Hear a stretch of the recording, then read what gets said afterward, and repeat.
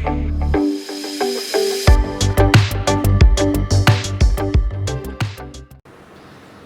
everyone, my name is Kanchan and I welcome you back in today's vocabulary session.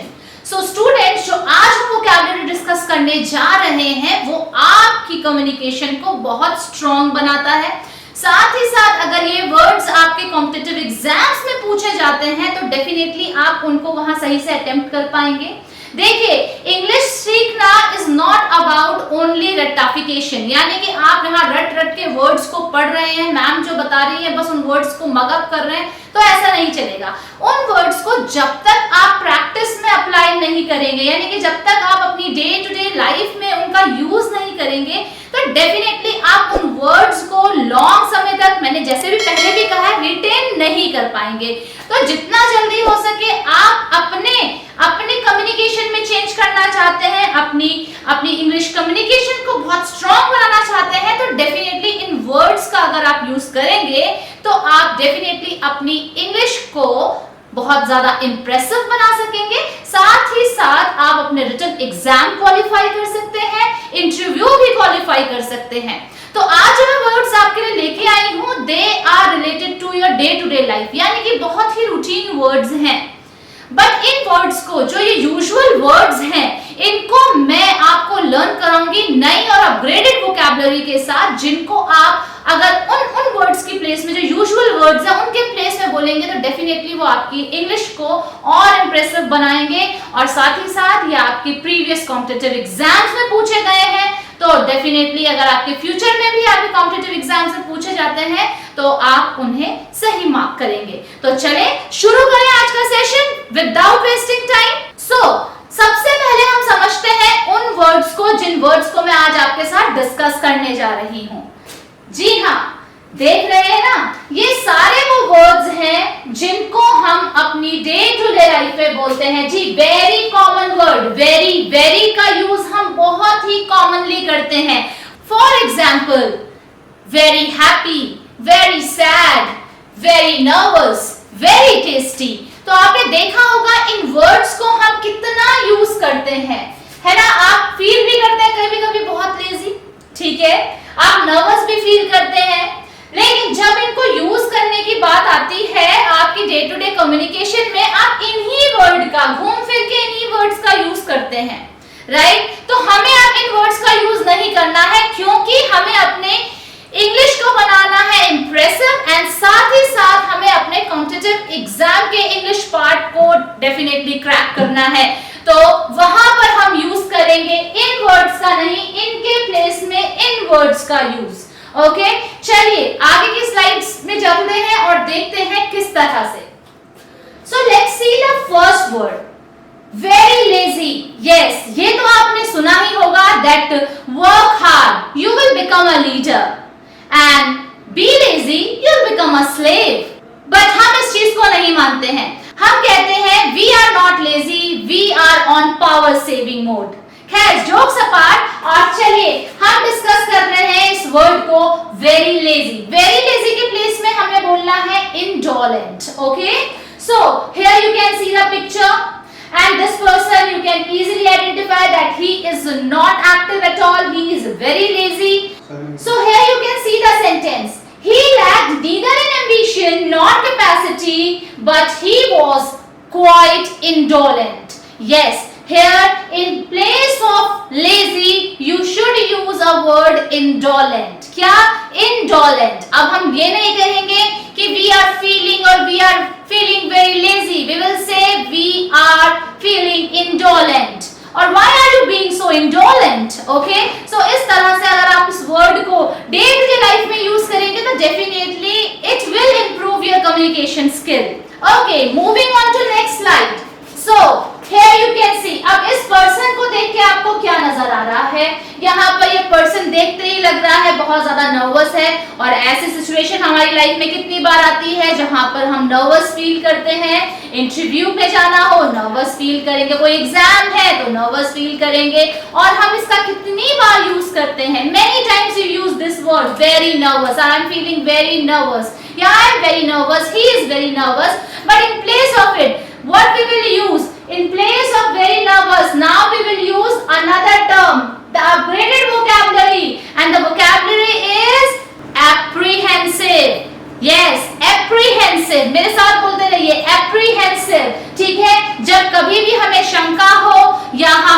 Nervous feel कर रहे हो तो हम वहां पर बोलेंगे apprehensive. Example, I am a bit apprehensive crossing the busy street. Definitely हम ऐसी जगहों में जहां पर बहुत ज्यादा हौच पौच है या बहुत ज्यादा मेसी है, अगर हमें या बहुत ज्यादा क्राउड है, वहां पर हम अक्सर नर्वस हो जाते हैं। पब्लिक स्पीकिंग में हम बहुत नर्वस हो जाते हैं, तो वहां पर हम बोल सकते हैं I am quite apprehensive while dealing with others या while dealing with public। okay?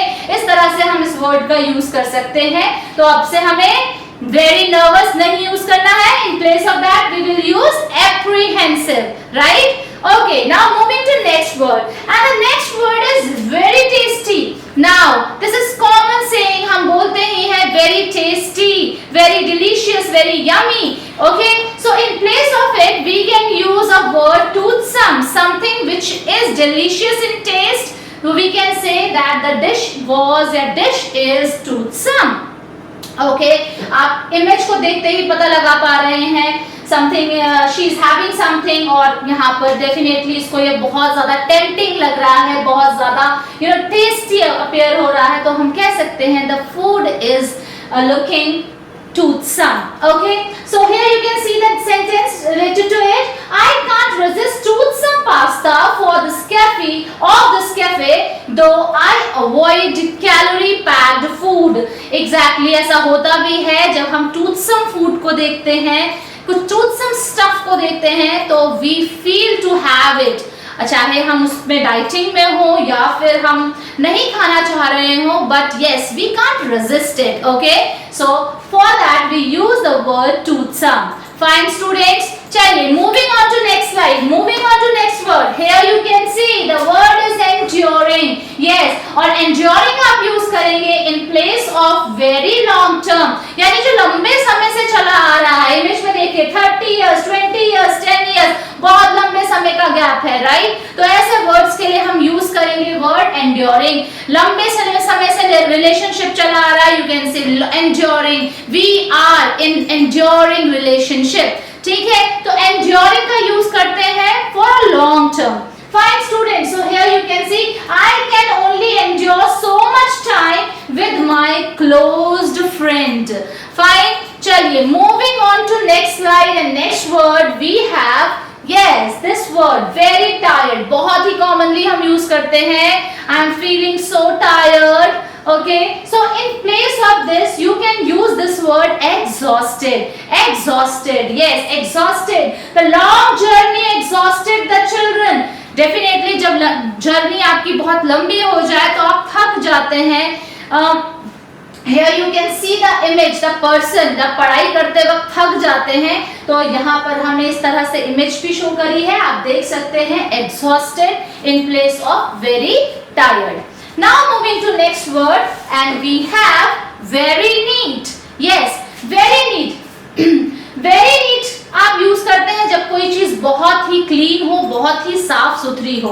Okay, तो उनके प्लेस में, इसके प्लेस में we are going to use this word immaculate। Something you dress immaculately, it means आप बहुत ही किस तरह से तैयार हुए हैं, बहुत ही साफ सुथरे या बिल्कुल एक पर्टिकुलर डेकोरम में तैयार हुए हैं। और इसके लिए हमने वर्ड सेंटेंस लिया है, the immaculate dress fit me perfectly and covered up all my physical flaws। यहाँ आप देख सकते हैं सेंटेंस में कहा भी गया है, जब आप ना immaculately dress up होते हैं तो आपके सारे physical flaws जो होते हैं ना वो छुप जाते हैं। yes, the person dressed very immaculately, आप इस तरह से बोल सकते हैं। और यहाँ पर आप देख सकते हैं this lady image, और यहाँ पर official attire में है और बहुत ही ज़्यादा immaculate dressing sense है, तो आप इस तरह से इस वर्ड का यूज कर सकते हैं। Fine students, now moving on to next slide, and the next slide we have very risky। yes, I can't do this, this is very risky, या फिर bungee jumping I find very risky। Okay, तो इस तरह के words आप day to day life में कितनी बार use करते हैं। नाउ अब आपको यूज करने हैं इम्प्रेसिव वर्ड, जो जिसे देखते ही सामने वाले में एक इम्पैक्ट पड़े, राइट? और ये आपके वर्ड्स कॉम्पिटिटिव एग्जाम में भी पूछे जाते हैं क्लास, सो ये ध्यान रखना है, दोनों का बैलेंस लेके चल चलना है। ये नहीं कि we have to prepare only for written exam, written exam में भी आपको हेल्प मिलेगी इन वर्ड्स की, और आप अगर यूज करेंगे आप अपने डे टू डे कम्युनिकेशन को भी स्ट्रॉन्ग बनाएंगे, right. Now moving on to this word, this is perilous. In place of risky you will use perilous. Perilous होता है something which is very full of danger. हम कह सकते हैं जो खतरों से भरा हुआ होता है। खतरों के खिलाड़ी सुना है ना आपने, तो खतरों से भरा हुआ जो रिस्की चीजें होती हैं, सिचुएशन होती है, कंडीशन होती है, तो दैट इज कॉल्ड पेरिलस। आप बोलते हैं जैसे मैं रिस्की सिचुएशन में फंस गया, I stuck in a perilous situation. In place of this you can use like that, okay. So Jane is an adventurer. So he enjoyed perilous activities like skydiving and bungee jumping. So here you can see the image of this girl who is, jumping from height.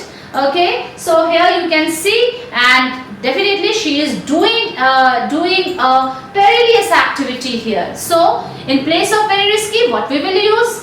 Now onwards, perilous. The word is perilous. Okay. Now moving to next word. And the word is sagacious. Word is sagacious. Sagacious होता है बहुत ही ज्यादा smart, बहुत ही ज्यादा intelligent, और इसको learn करने की ट्रिक में बता देती हूँ। साग, यस, sagacious, तो साग से आप याद कर सकते हैं।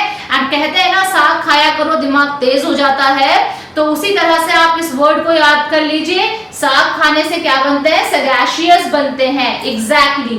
सो स्मार्ट एंड क्लेवर के लिए ये वर्ड यूज किया जाता है, और आप अपनी डेली लाइफ में, रूटीन लाइफ में कितनी बार इस वर्ड का यूज करते हैं, that I am very smart, yes. तो आप इस वर्ड को भी यूज कर सकते हैं। इन place of I am smart, आप अपनी स्मार्टनेस दिखा सकते हैं इस वर्ड को यूज करते हुए, यानी कि सैगाशियस का। Yes, I am sagacious, okay.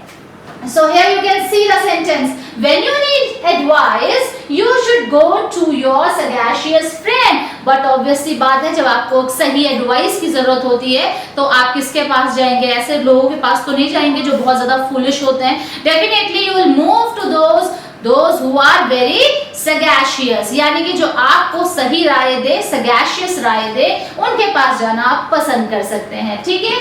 So here इस इमेज में भी देख के आप पता लगा सकते हैं that the person is looking quite sagacious, right? Okay, students, moving on to next slide, we have compelling. Compelling होता है something very powerful and strong. Okay, वो चीज जिसे आप रेजिस्ट नहीं कर सकते, यानी कि आप रोक नहीं सकते हैं, दैट इज कंपेलिंग। हम कह सकते हैं कंपेलिंग वर्ड, यानी कि जब हम कुछ चीज रेजिस्ट नहीं कर सकते, something which is very strong which we can't resist. For example, आप डाइटिंग में हैं और आपको किसी ने कुछ समथिंग टूथसम फूड आपको ऑफर कर दिया, तो आप टेम्पटेशन इतना एल्योरिंग था कि आप उसे डिनाई नहीं कर सके, ठीक है।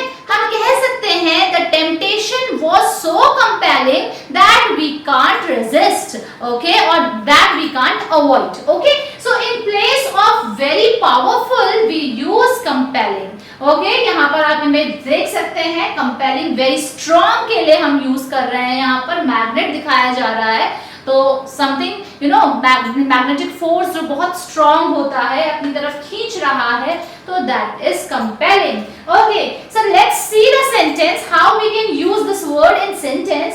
सो here we have, we should take compelling steps to overcome problems like unemployment and corruption.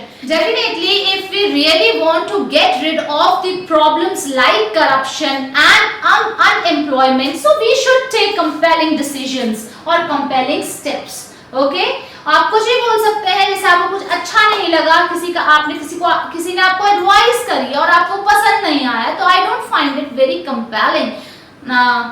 You can say I don't find it compelling. Okay? इस तरह से आप इस वर्ड का यूज कर सकते हैं। Now moving to next word, here we have very ugly. Yes, something which you don't like or which you hate to see, that is ugly. आप चाहे आप रेप्टाइल्स की बात करें, स्नेक्स की बात करें, फ्रॉग्स की बात करें, जो हमें काफी अगली लगते हैं, काफी अगली दिखते हैं, तो उनके प्लेस में अगली hideous. Okay, hideous. So here you can see the image, or here we can see a monster which is quite hideous looking. Okay, so the movie story was about a hideous monster. Hideous, which is highly ugly. Okay, so now moving to next word, we have very happy. Yes, ये तो बहुत common word है जो हम अपनी life में use करते हैं. When we feel very happy, so we should use not very happy. In place of that, we can use ecstatic. Yes, the word is ecstatic. Ecstatic. Okay, so here you can see the sentence. Radhika was ecstatic when Ram finally proposed him. Okay, so here you can see the image of this girl, how happy she is looking. And next example, you can see everyone was ecstatic after the announcement of holidays. Definitely you will be ecstatic when you will get your final selection in SSB or RRB or any banking exam. Definitely you will be ecstatic. So I hope students, जो ये words आपको मैंने आज बताया आपको clear हुए होंगे और आप इन वर्ड्स को इन रूटीन वर्ड्स के साथ रिप्लेस करेंगे और अपनी लाइफ में इन वर्ड्स का यूज करेंगे. Thank you.